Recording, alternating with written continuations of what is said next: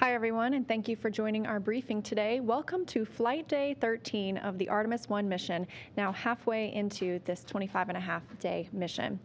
Another milestone reached today as Orion reached its maximum distance from the Earth. And to tell us a little bit about the systems on the spacecraft and how the mission is going so far, we have a panel of briefers joining us from NASA headquarters. We have NASA Administrator Bill Nelson. And here at Johnson Space Center, I'm joined in the room by Mike Seraphin, Artemis I Mission Manager, Rick LeBrode, Artemis I Flight Director, Howard Hugh, Orion Program Manager, and Vanessa Weich, Center Director at Johnson Space Center. Again, thanks for joining us. We have some media here in the room as well as on the phone. Ahead of taking questions today, just a reminder, you can press *1 to raise your hand in the phone to ask a question, and press *2 to lower your hand if your question has been answered. But before we get to those, we're going to turn it over to NASA Administrator Bill Nelson for some opening remarks. Thank you so much. Hi, everybody. Well, the NASA teams have been very busy over this holiday weekend because of the unbelievable can-do spirit. Artemis I has had extraordinary success and has completed a series of history-making events. So, for example, on Friday, for the first time, a human-rated spacecraft successfully entered that orbit for Artemis I called the distant retrograde orbit. And then on Saturday, Orion surpassed the distance record for a mission with a spacecraft designed to carry humans into deep space. And that record before had been set by Apollo 13 at about 248,000 miles from Earth. And just over an hour ago, Orion set another record, clocking its maximum distance from Earth, 270,000 miles. And of course, Artemis builds on Apollo. Not only are we going farther and coming home faster, but Artemis is paving the way to live and work in deep space in a hostile environment, to invent, to create, and ultimately to go on with humans to Mars. Now, since the launch, we have been receiving critical data back, and there's a lot more to come. For example, many of us know Arturo Campos was a NASA engineer who developed a plan to bring the crippled Apollo 13 crew home safely. For a mission that something terribly went wrong, it's looked in the annals of NASA as one of the most successful missions because they saved the crew. Well, on the spacecraft now, Orion, is Commander Munican Campos' namesake, his namesake aboard Orion. And this is a somewhat what we would call a mannequin, a Munican. He's outfitted with sensors to provide data on what crew members might experience in flight, and that data will continue Campos' legacy of enabling human exploration in deep space. Of course, we've said from the beginning, since this is a test flight, the biggest test after the launch is the reentry, because we want to know that that heat shield works at about 5,000 degrees Fahrenheit, almost half as hot as the sun. Coming in at 32 Mach, it's going to hit the atmosphere at about 200,000, at the ultimate entry point, and then it's going to dip down about 200,000 feet into the upper atmosphere at that 25,000 miles an hour. And then it's going to pull up and it's going to bleed off some of that speed to about Mach 22, 17,000 miles an hour. We've already learned a lot. And this team's resilience is just unbelievable. And it's incredible how smoothly the mission's gone. But it is a test. And that's what we do. We stress it and we test it. And when Orion comes home on the 11th of December, splashing down in a couple of weeks, we look forward to learning what all those sensors will have told us in order to be able to put 4 human beings on the top of Artemis II. And then we're going to the moon, into lunar orbit in preparation for Artemis III, where we will have 4 go into a lunar polar elliptical orbit that will then have 2 of the astronauts in the lander go down to the surface. That will be the first woman and the next man. So let me turn it over to Vanessa Weiss. Vanessa is our great director out there at the Johnson Space Center. Hey, Vanessa, take it away. Okay, well, thank you, Administrator Nelson. And I believe we have a video that we're going to play, so we're going to play that video first. 5, 4-stage engine start. 3, 2, 1. Boosters ignition. And liftoff of Artemis I. We rise together, back to the moon and beyond.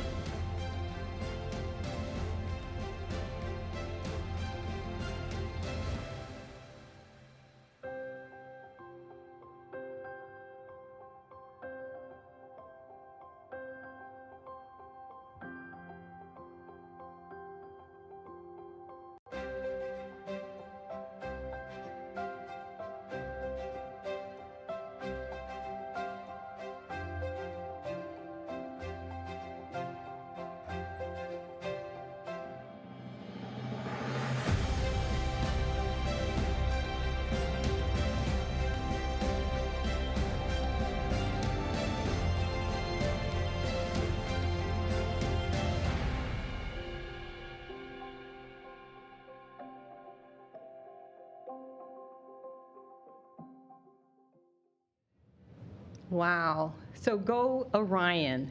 You know, this mission is just the success of many women and men from all across NASA. And then for Orion itself, Lockheed Martin and the flight control team. It's just a wonderful opportunity that I have. I've gone over to the control center and had an opportunity to talk with many of the members of the flight control team, people in the support rooms, back rooms, and thank them for their work. But now isn't a chance for me to publicly say thank you to each of them for all of the hard work that they've put into this mission. I also want to thank Howard Hugh as the program manager. I want to thank Rick LeBrode as the lead flight director, and I want to thank Mike Serafin as the mission manager. The mission is just going completely flawless. Of course, we're learning. There's things that we have to figure out about the systems themselves, but Orion is just performing so very well. This is a chance for us to talk about the fact that with Orion today, being a spacecraft that is in lunar orbit, we also have a spacecraft, the International Space Station, that's in LEO. So right now, our teams are controlling 2 spacecraft, and it's just amazing, the accomplishments that we've had, and many more to come. But with the Artemis program, as the administrator said, right here at NASA's Johnson Space Center, we're just super proud of the Orion. We're also working on the Gateway, which will be a platform in the lunar vicinity. We're building new suits. We're building rovers. We're working with the Marshall Space Flight Center on the lander. All of that so that we can continue to explore with our astronauts going into space. This mission is just a great success. It's the beginning. It will allow us to do Artemis II, where we will put our astronauts on board. The tests that are going on today You're going to hear the mission management team, because Orion is performing so well, they're adding new test objectives to the mission. So that's a great thing. That lets you know that right now we're learning about this vehicle and preparing for going forward into the future. I did also just want to share that, right now we have spent this past weekend celebrating Thanksgiving, and our flight control teams did get an opportunity to celebrate Thanksgiving. And we just want to say again, thank you to all of the people that are making this possible. It takes many, many people all around the world to make this happen. And with that, I just want to say thank you to each and every one of you. You're doing a great job, gentlemen. Thank you, Vanessa. And for additional opening remarks, we'll turn it over to Artemis Mission Manager Mike Serafin. Well, good afternoon, and thank you for those kind words, Administrator Nelson and Vanessa. Welcome to Flight Day 13 of our 26-day marathon. As Vanessa mentioned, we are looking at adding additional objectives, and the halfway point in this mission allows us and affords us an opportunity to step back and look at what our margins are and where we could be a little smarter to buy down risk and understand the spacecraft's performance for crewed flight on the very next mission. So this halfway point teaches us to number our days so that we can get a heart of wisdom. And adding 7 new objectives above the baseline that we agreed on to further characterize the thermal environment, but also the propulsion system, allows us to again get smarter for crewed flight. In terms of mission status, we are continuing to proceed along the nominal mission, and we passed the halfway point in terms of distance from Earth. We passed the halfway point in terms of time in the mission plan. And in terms of mission objectives, if you look back at priority 1, which is demonstrate the vehicle at lunar reentry conditions, we bought down half of that on launch day by the rocket delivering us, the Space Launch System rocket delivering us to the point of translunar injection and setting up the initial conditions. We will not realize the second half of priority 1 until entry, descent, and landing day, as Administrator Nelson described in his opening comments. In terms of priorities 2 and 4, we are 25% complete, so we've got 31 of the 124 baselined objectives complete. We have 37.5% of those objectives in progress, or 46 of the 124, and then 37.5% yet to be started. A lot of those are essentially tied to entry, descent, landing, and the post-splashdown time frame. So adding the 7, what we're calling real-time objectives, adds above and beyond that 124 objective content in terms of priorities 2 and 4. And then priority 3, retrieving the spacecraft, we will again achieve that on entry and splashdown and recovery day. We are starting our initial preparations for deployment of the recovery forces out at Naval Base San Diego. Our Exploration Ground Systems-led recovery operations team in the U.S. Navy have begun their preparations for what they call just-in-time training. And they are going to deploy tomorrow for that training, and then come back to shore and then set up for recovery. In terms of the mission management team, we did meet, since the last time I was here to talk to you, we did meet on Tuesday, November the 22nd. It was a non-decisional meeting, 45 minutes, and we just largely statused the progress of the mission. We also met on Wednesday, November the 23rd. Again, that was largely a non-decisional meeting. We did go through the imagery findings to date, and we did discuss those, and there were no imagery findings of consequence through our integrated imagery team. And then the mission management team was off Thursday, November the 24th through Sunday, the 27th, largely because the mission is proceeding so well. And none of the anomalies or funnies that are out there are of consequence. We did meet today for 2 hours. It was a decisional meeting. We did close one of our anomaly resolution teams associated with the star trackers and the random access memory built-in test hardware that we're seeing a number of funnies on, and we essentially concluded that the hardware is performing as expected, and this is really just a byproduct of the flight environment. And then we did approve 2 flight rule waivers associated with setting up for the additional flight test objectives, and those will enable us to set up the initial conditions for that. So with that, I'll pass it back to you, Leah. Thanks, Mike. And I will pass it over to Rick LeBrode, Artemis I Flight Director. All right, thank you very much. I can't tell you what a pleasure it is to be here to give you a status on how well things are going. It's always a lot easier when things are going so well. I think I want to start with I have a graphic that shows that you've seen before. It's the mission trajectory. So if you could put that up, please. It's pretty straightforward. We're halfway in the mission, so you figure we're halfway through the DRO. So I don't know if we got that. Okay. There we go. And if you look at number 11, which is essentially, like I said, halfway into the DRO, that's where Orion's located right now. The imagery was crazy. You saw that the imagery and that opening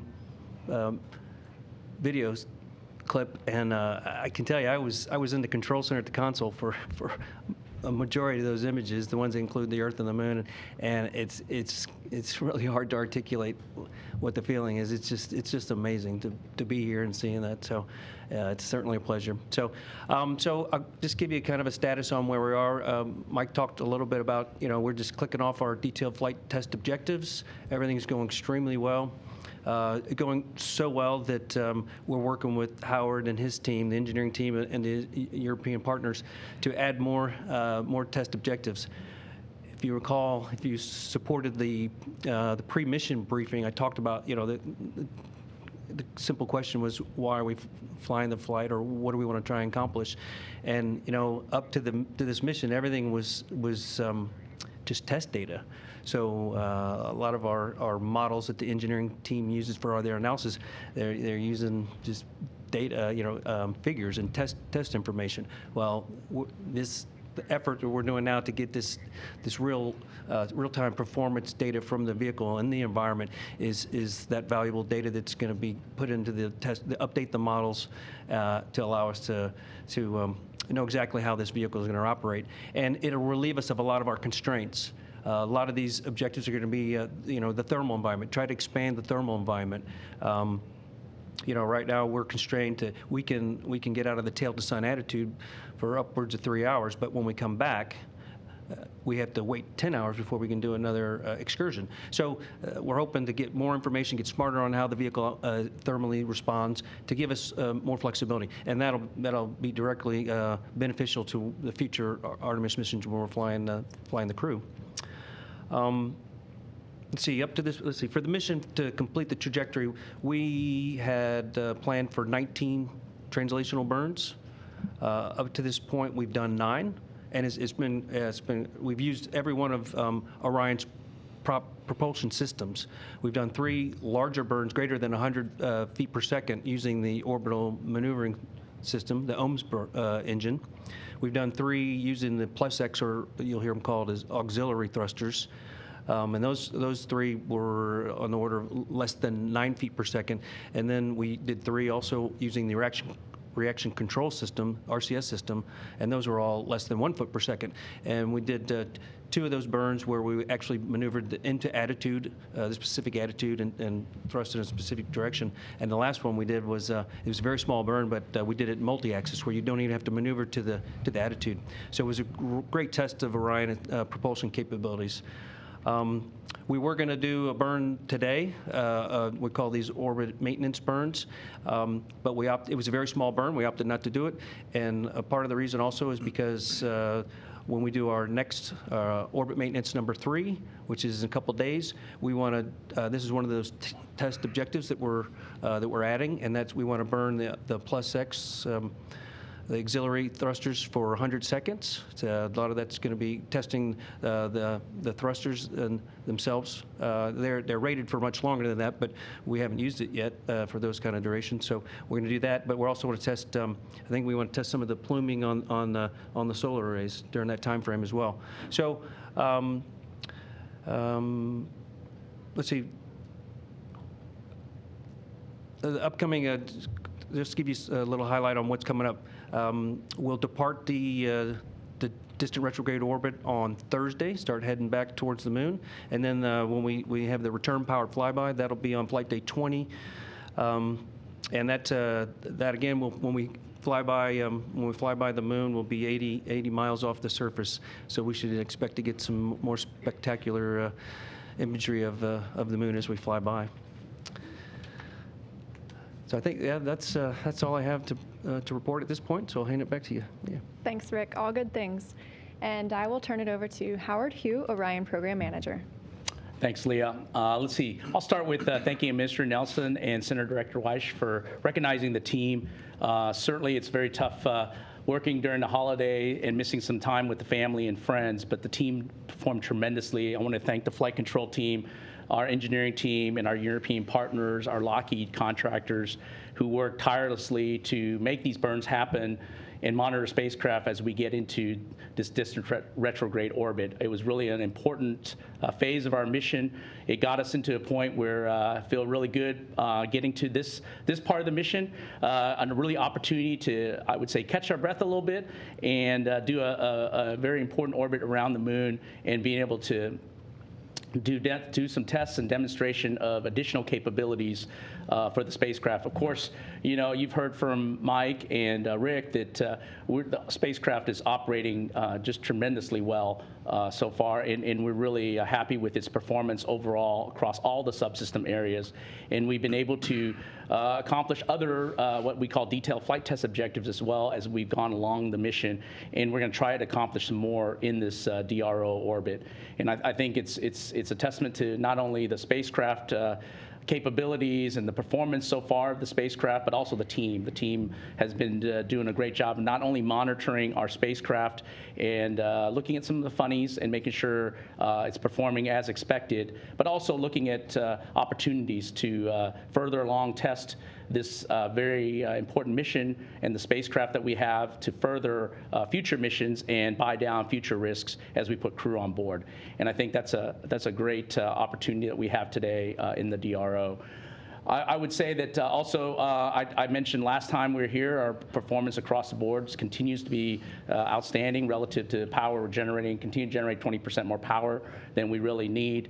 We still have tremendous amount of propulsive capability or reserves in the prop tanks, and we certainly are looking at other performance measurements across the board, across the spacecraft, and those are all going very well. So really happy where we are halfway through the mission, looking forward to completing this part of the phase and getting our spacecraft home safely. So thank you, Leah. Thank you, Howard, and thank you again to all of our briefers who have joined today. We will now move into the question and answer portion of our session. So a reminder, if you're online, please use the *1 to raise your hand if you have a question to ask, and *2 if your question has been answered. We will start here in the room.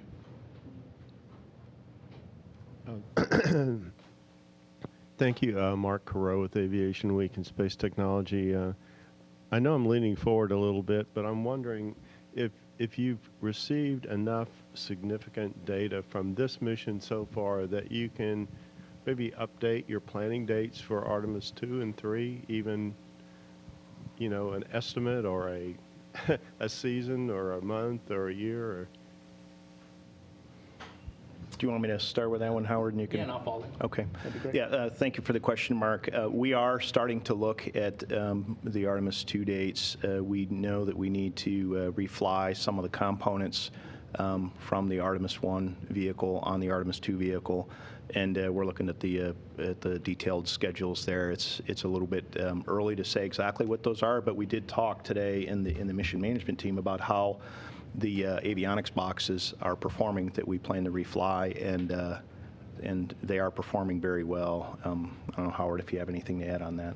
Yeah, I would say that to add on what Mike's saying, I think it's really good that we're looking at and getting all this data, especially with the avionics boxes we need for Artemis II from Artemis I. So we'll be making sure those get off the vehicle when we splash down safely and get the Artemis I crew module back. That will go into our Artemis II spacecraft. For Artemis II, we're also right now in the flow, so we're working very hard to go as fast as we can. And we're learning a lot from our obvious Artemis I flow, and we'll incorporate those lessons learned into our Artemis II. We still have a lot of testing ahead with Artemis II spacecraft, both the crew module and the service module that we need to accomplish. And I think after this mission, as the boxes come back from Artemis I and put on board Artemis II, at the agency level, we'll be reviewing all our schedules across the board and stitching those together. So that's where we stand today. Yeah, and Mark, the only other point that I would add is, if you come back to our priority 3 objective, which is retrieve the spacecraft for programmatic cost savings and avionics reuse, that is baked into that retrieve the spacecraft objective. We had to work our way through a number of challenges just to get to launch, and we had a variable mission duration.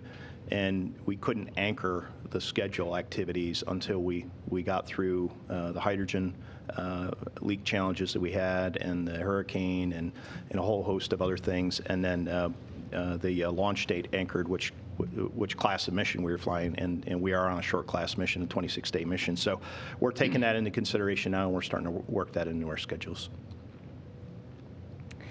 Thank you. And just before we go to additional questions, a couple of things I wanted to note. Administrator Nelson and Center Director Vanessa Weich won't be able to join us for the question and answer portion. And then just a reminder to our media to please state your name and affiliation and to whom your question is addressed. So with that, back to the room.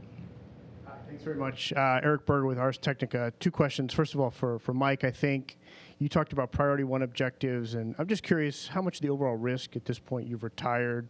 You've gone through launch, obviously. MMOD is looking pretty good, or it was as of the last briefing. The 3 different classes of thrusters on Orion seem to be performing pretty well. So, landing is kind of the main objective left. So is that 50% of the risk, 75, 25? Just trying to get a sense of where your primary concerns are in terms of sort of overall risk retired. And Howard, there was a blog post about a loss of comms several days ago with Orion. I'm just wondering what the resolution of that issue was, and if that's something to be concerned about going forward. Okay, I'll start, Howard, and you want to follow up on the blog post? Yeah. Okay. So again, thank you for the question, Eric. In terms of risk that's retired, we did talk pre-flight about the Pareto chart, which identifies our top risk drivers.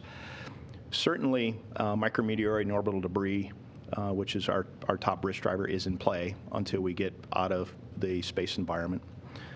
But being halfway through the mission puts us roughly halfway through that risk, because it is a function or a byproduct of how long we're in the spaceflight environment.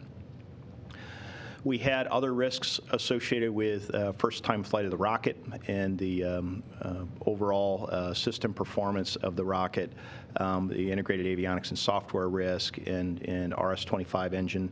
All of those have been retired. We have a demonstrated rocket. In terms of the spacecraft, some of those have been bought down, but some of them are not going to be retired from a mission standpoint until we get to landing day, specifically the parachute and parachute deploy system, and then the heat shield. So that, again, comes back to our priority 1 objective. The rest of the risk drivers that come to mind, we certainly have done a much better job of characterizing the overall system performance, and I think we are buying down some of that. So that's kind of a, if you're looking at our top 10 risk drivers, some of them have been retired, some of them are still in play, and some of them won't be realized for good or bad until we get to entry, descent, and splashdown day. And I'll turn it over to Howard for the blog question. Yeah, Eric, I'm not sure specifically which comm outage you're referring to, but I'm going to ask Rick to talk about, we've had some ground comm issues, not on board, but I'll let Rick go first. Yeah, so if it's the one I believe you're thinking about, in order to make sure we get enable comm from the vehicle, flight controller and mission control Inco has to send the command to get the onboard comm system configured, and then the ground controller, also flight control position and mission control, coordinates with the Deep Space Network engineers, gives them what the configuration of the vehicles can be. Then they actually load the parameters to configure their network to support it. So it's complex. And we've changed things since the beginning of the mission is to give us more capability, open the bandwidth. So we've added 2 more modes. They're based on data rates, and then we go uncoded, which then doubles our bandwidth. So we're not using a coding scheme to improve our signal-to-noise ratio, which allows us to actually bring down more data. Do that streaming. When we started streaming the video, it was because we were able to open the bandwidth, which allows us to do file transfers, bring the data off the vehicle, and then also do the streaming video. Well, it was simply a misconfiguration at the Deep Space Network, where they were set up for a data rate that the vehicle was not set up for, and it just going through the troubleshooting process, finally figured that out, and then we recovered. Once we got the right data rate, we recovered the return link. Yeah, and Eric, just to add a little clarity on this one, as I understand it, Rick, and you can correct me if I'm wrong, we need the spacecraft data rate, the Deep Space Network ground site data rate, and the MCC data rate all to be in the same configuration. And we got out of configuration with those just due to kind of some ground-to-ground coordination. Did I get that right? That's exactly right. Okay. Okay. Next question is on the phone with Marcia Dunn. Hi, good evening. A couple of questions, probably for Mike or Howard. How many avionics boxes are you going to be taking from Artemis I, from this Orion, put on the next one? And what else is being shared that will be removed from the spacecraft for the next mission, no matter how small or insignificant it might seem? And then secondly, for Splashdown Day, how many people and craft do you expect to be part of the recovery effort? How many people and how many ships, planes, helicopters? I'm just looking for a big picture. Thanks. Yeah, maybe Mike, I'll take the first one, if you can take the second one. Mm-hmm. Yeah, Marcia, thanks for the question. Right now, we're looking at 8 avionics boxes across the board from Artemis I to bring from the Artemis I spacecraft and Artemis II. Let's see, I think your other question, and maybe you can repeat the second half of your question if I don't get it exactly right, has to do with, can you repeat that one more time? You wanted additional information on what else what else we're bringing forward that's not avionics boxes, is that correct? That's correct. What other pieces are you going to be pulling out for Artemis II? Yeah, I think Administrator Nelson mentioned Munich and Campos. Munich and Campos sits on a Orion seat, and so we will be using that seat for Artemis II as well. That's a non-avionics system that we would be utilizing on Artemis II, but nothing else from the spacecraft on Artemis I that we would be reusing besides those items I mentioned. And Marcia, thank you for the question on the recovery operation. And our recovery operations lead, Melissa Jones, is not on this call, so you might want to confirm some of this with her at a later time. But the ship, we have a well-deck ship that is provided via partnership with the U.S. Navy out of Naval Base San Diego. We will put about 85 NASA and industry partner personnel on the ship to support that operation, and that is above and beyond the ship's standard complement, which is a couple of hundred sailors. We will have deployed from the recovery ship itself at least 4 small boats, what they call small boats. 2 of those will be what they call rigid hull inflatable boats, and then 2 of those will be kind of smaller rafts. And then we'll have 2 helicopters deployed from the flight deck, one to support some of the imagery observations associated with the parachute deploy and splashdown, and another one to support locating the objects that are jettisoned from the spacecraft as it descends, things like the forward bay cover and some of the parachutes as part of the parachute deployment sequence. And then we'll have at least 1 aircraft at a higher altitude capturing imagery. So that's kind of a broad picture of it. We can get you more details at a later time. Okay, next up we have David Curley with Discovery Channel.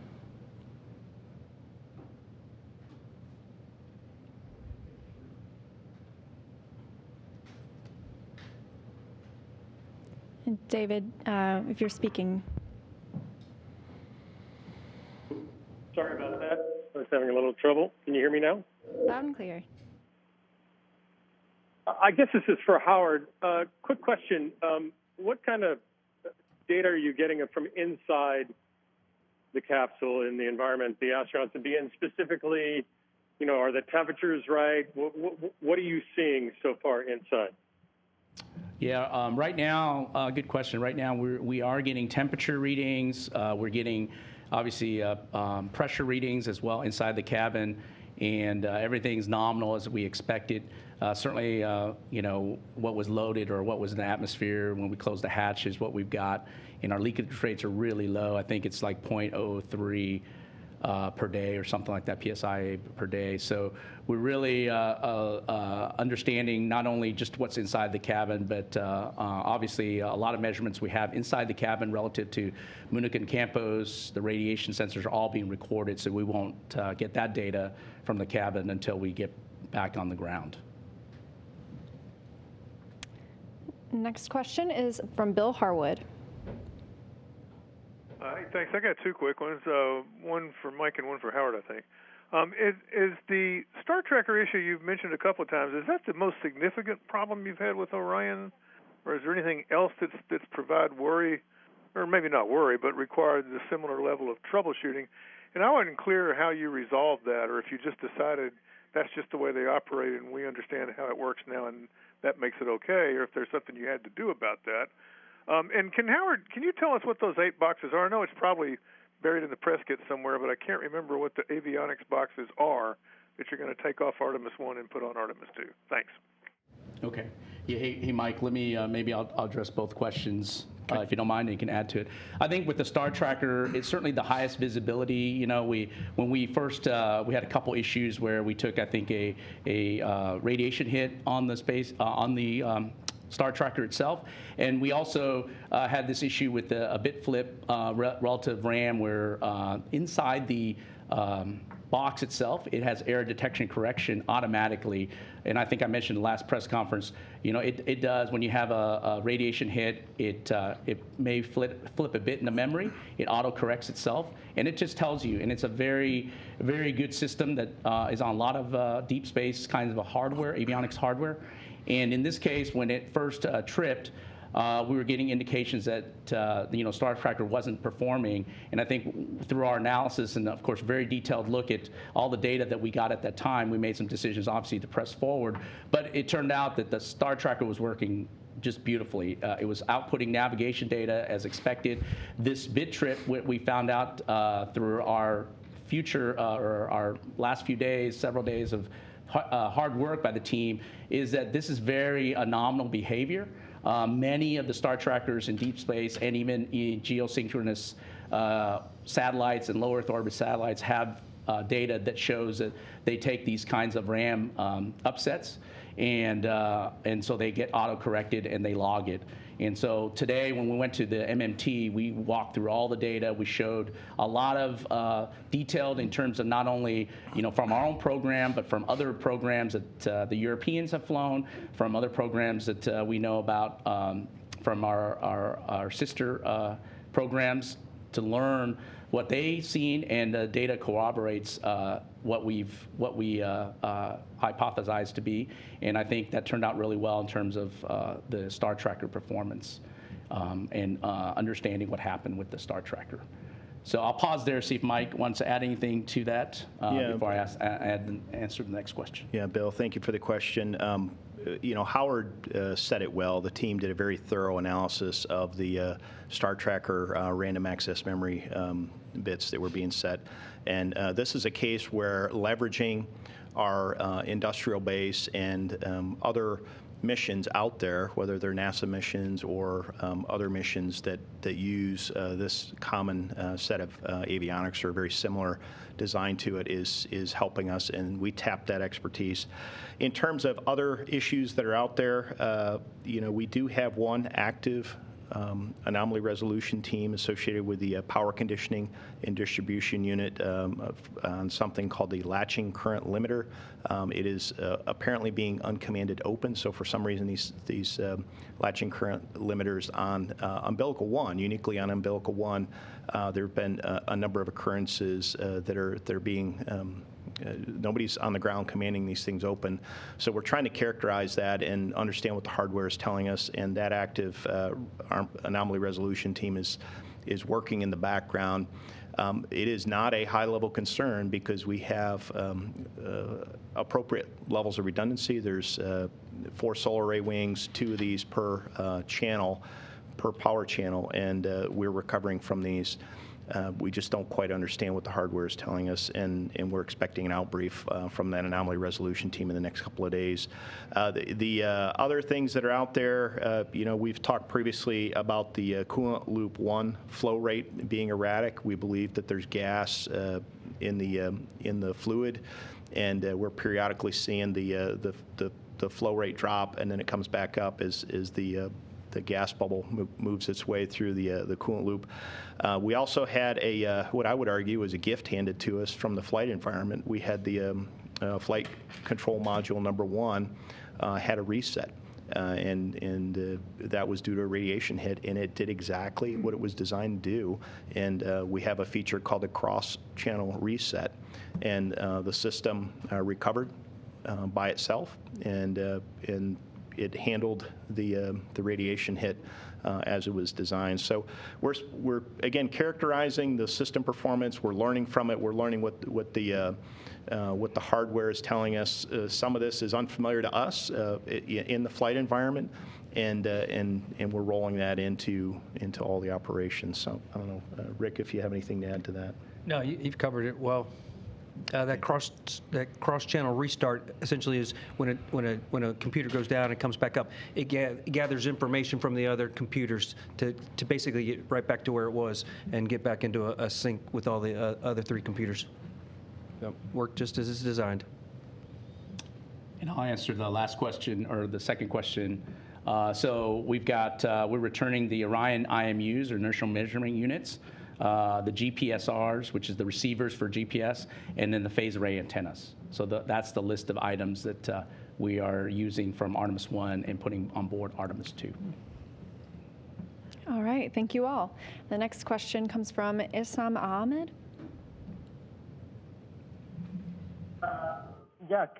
Thanks for doing this. For Mike Sarpin, will we see the Apollo landing sites on the next lunar flyby, and which ones? Thank you. Yeah, thank you for the question, Hassan. Rick's probably better in tune with that one, but as I understand it, we will get to see multiple Apollo landing sites. Yeah, Rick, we do believe there's a team that's actually actively making the plan, putting the plan together to support the imagery as we fly by the moon. The positive is on the return powered flyby, that area will be lit, so we have the opportunity. We just got to get the vehicle in the right orientation and get the cameras going. We're going to be taking imagery, so and I don't know exactly which sites, but I know on the outbound powered flyby there was 4 sites that were all in the dark, so we didn't capture them. But my expectation is the same 4 will be available this time with the proper lighting conditions. We're looking forward to it. Up next on the phone, we have Tim Fernholz. Hello, everyone. Thank you for taking this question. 2 things I was wondering. One, can you talk a little bit more about the 2 flight rule waivers you need to do for the additional objectives and what that looks like? And then second, just thinking about the Deep Space Network, now that you're using it with Artemis and sort of breaking in those procedures, are there thoughts about what might be necessary to improve or invest in or add to the DSN system ahead of crewed flight with Artemis? Thank you. Yeah, Tim, thank you for the question. I'll talk about the flight rule waivers here up front. But in terms of the accomplishing what we're calling characterizing the thermal envelope, Orion is, by design, it wants to fly tail to sun. That is for thermal stability of the vehicle, but also from a power production standpoint. And the vehicle, through analysis, is allowed to go up to 20 degrees in either pitch or yaw out of that perfect tail to sun orientation. So what we're doing is we're characterizing the corners of the box, 20 degrees, 20 degrees, and doing that. And there's also a thermal recovery time required, as Rick had mentioned earlier, about if we're out of attitude greater than that 20 degrees for more than 3 hours, we have to do a 10-hour tail to sun thermal recovery period before we're allowed to use the orbital maneuvering system. So the waiver was specific to the thermal analysis requirements and the desire to gather some of the data on that thermal envelope expansion, and that is consistent with a test flight. We want to do envelope expansion and validate our models. I don't know, Rick, if you have anything to add on the flight rule waivers. No, you covered it. Okay. Well, that was for the first one. I think the second one, you going to cover that one? I'm trying to remember. The second one was for the solar array positioning constraints, yes. Right?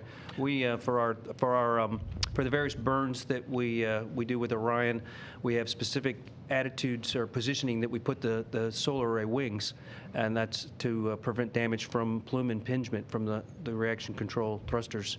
And for this 100-second plus X test, we want to put the position of the arrays different than what had been previously analyzed and was considered approved, and that's why we're waiving. And this is to gain the data that we want.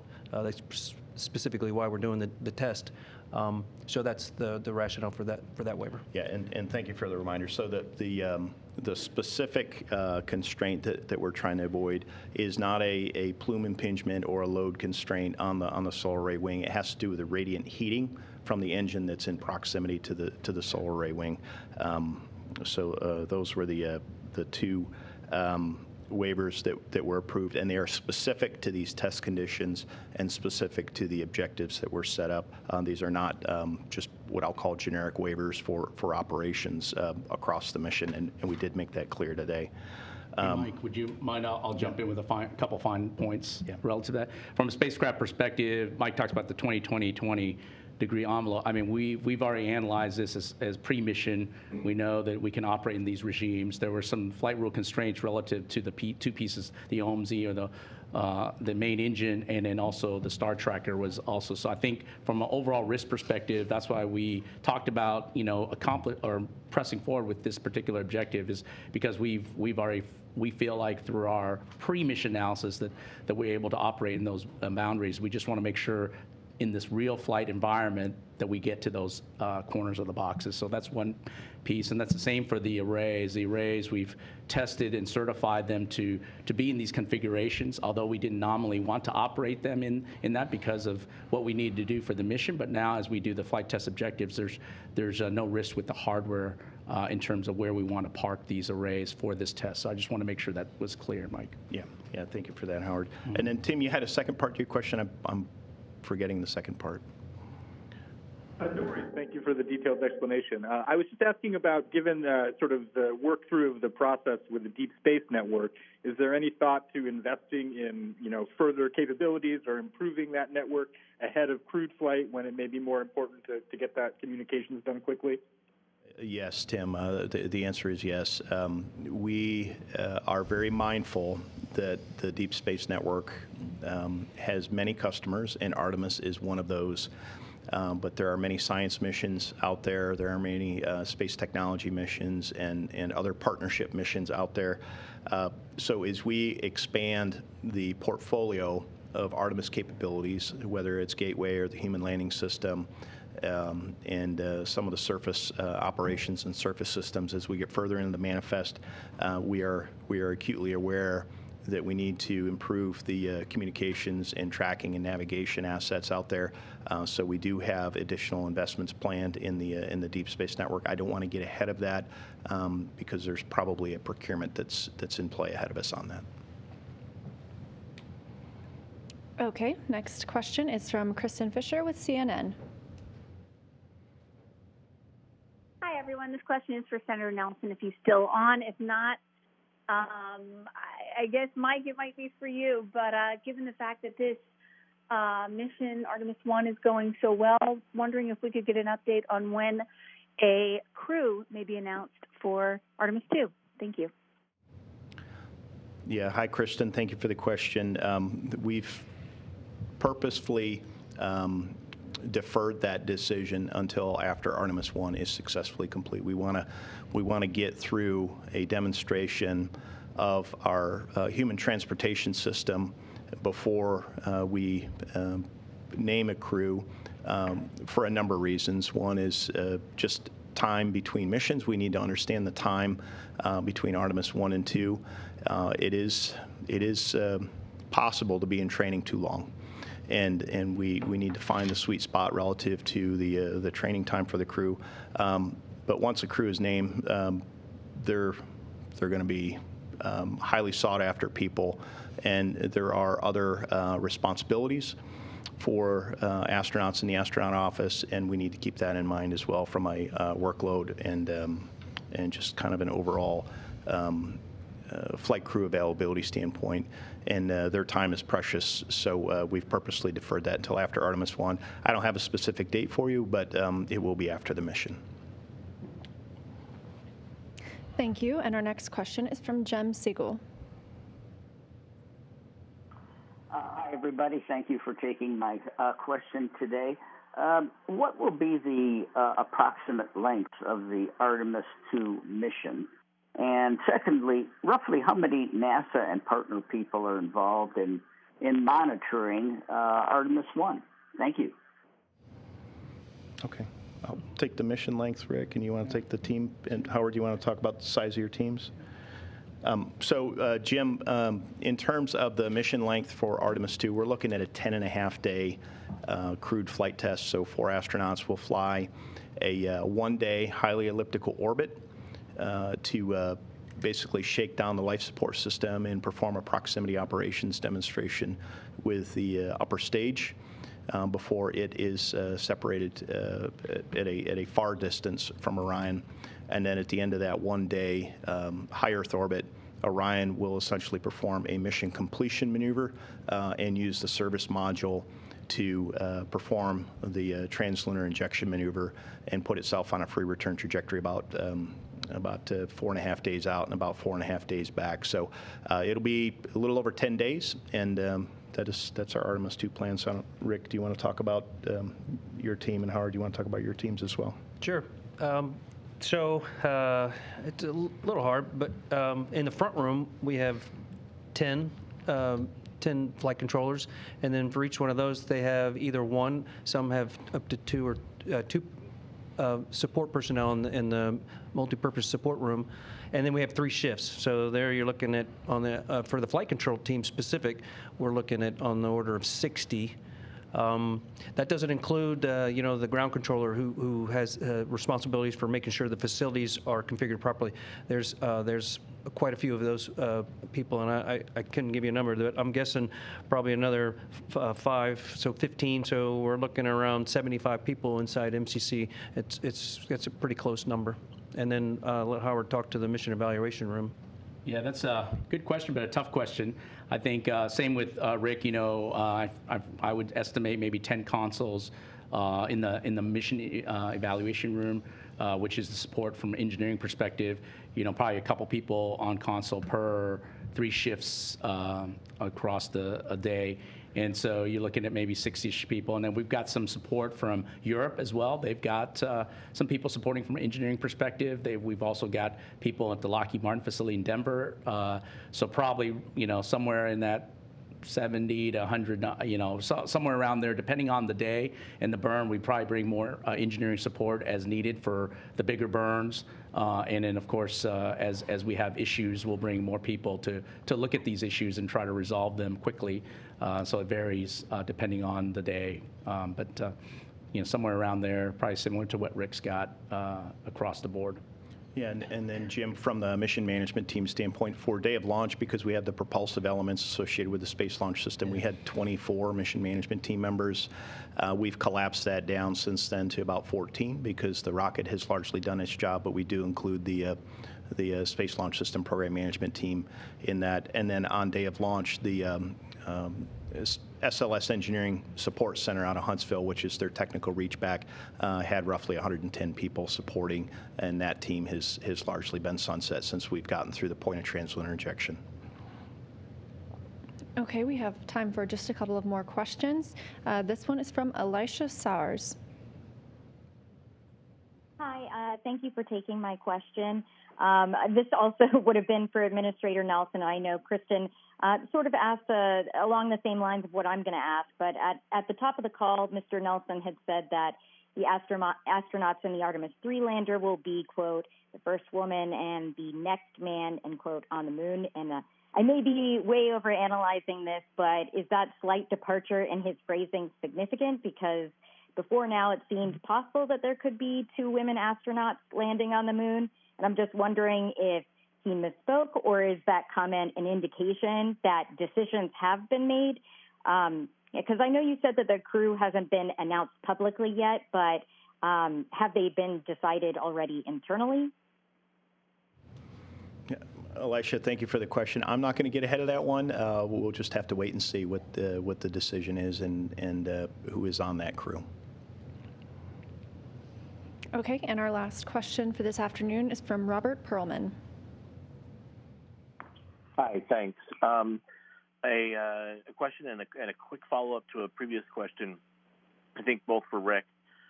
There was mention recently in NASA's update about Callisto being fired up, and we saw a video of, I guess, the disco or party mode. But I was wondering from a mission control perspective, as you've seen it being used, how effective of a tool is it to have the ability to query an AI aboard an uncrewed spacecraft, looking ahead to the day that maybe all 4 Orion astronauts go down to the surface, not just 2. And then just as a quick update, when you were mentioning the Apollo sites, can you just clarify in terms of the resolution that the public should expect? That are you going to be able to resolve features at the landing sites, or are you just photographing Tranquility Base or Frau Mora, and it's just the general area? Thanks. Sure. With respect to the CIT, the Crew Interface Technology payload, I personally think it'll be very advantageous for the crews, probably more so when we actually leave Gateway and start going deeper into space, where the time delay between us and the ground and the crew, it's going to be problematic for us to be able to do things real time. And if they have a device on board that can answer a lot of their questions based on a database that they have, that seems like something that would be beneficial to the crew. As far as the way it's set up for Artemis I, the flight control team, really, we're just activating the equipment and scheduling the services at the Deep Space Network. We got to schedule a specific antenna, and then make sure it's configured properly to support the event. But as far as of all the other stuff that's going on, we're just kind of enjoying the imagery just like you guys are, but not really actively participating. I know Howard probably can give you a little bit of insight because he's participating in a couple of the events, so he can give you his perspective. I'll pause a second and see if you want to add anything there. Yeah, I think part of this is a demonstration of the technology and really operating in the environment of where we want to be in terms of lunar orbit. And so I think we're getting really good, results. And I think it's been a good collection of data so far. And the engagement has, I think, gone very well, and appreciate Rick and the flight control team helping make that possible. I think it takes some effort to do the scheduling and coordination, and I think everybody that's participated in it has seen the value, as Rick has alluded to. And I think as time will tell in terms of what is needed, I think the demands of what the crew requires to support and operate the spacecraft and execute the mission will determine the capabilities we need. And I think these are all good things that we're planting the seeds for. and allowing us to reap those when it's time. And as far as your second question, as far as what the expectations are for the quality of the imagery of the lunar or the Apollo sites as we fly by, there's a team working it. So I don't really have a good answer for you, but I will tell you that just the imagery that you saw of the moon surface as we went by, some of that was from our optical navigation camera. We use the solar array wings that have the cameras at the end. We're not really going to be tracking specific ground sites as we fly over that. That's would be asking a bit, and you run the risk of not getting anything if you try to over-engineer it. So it'll be comparable to what you saw as we went by for the outbound powered flyby. So I apologize, but I can't give you better information than that. All right. Thank you all who tuned in and asked questions, and thank you also to our briefers today, as well as Administrator Nelson and NASA Center Director Vanessa White here at the Johnson Space Center. A quick look ahead at some things we have coming up. We have the distant retrograde departure burn coming up this Thursday, December 1st, but ahead of that, we're going to preview with another briefing on Wednesday at 4 p.m. Central Time. Don't forget, you can also watch live views from Orion almost any time that we have signal from the spacecraft at go.nasa.gov/Artemis Live. Some amazing views that we've had so far today, so make sure to tune in and see those. You can also read our daily blog updates at nasa.gov or at blogs.nasa.gov/Artemis. And of course, don't forget, you can see the latest imagery and videos on our Flickr account at flickr.com/photos/NASA2Explore. That'll wrap it up for us here today at Johnson Space Center. Thank you all for tuning in, and we'll see you again soon.